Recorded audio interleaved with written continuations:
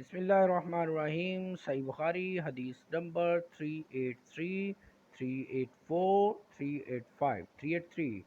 हज़रत आयशा सिद्दीक़ा रज़ी अल्लाह ताला अन्हा said, narrated, Allah's messenger offered salah while I was lying like a dead body on his family bed between him and his qibla.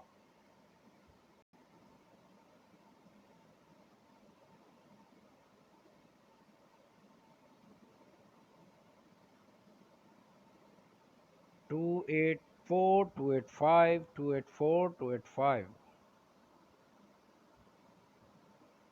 283, 284,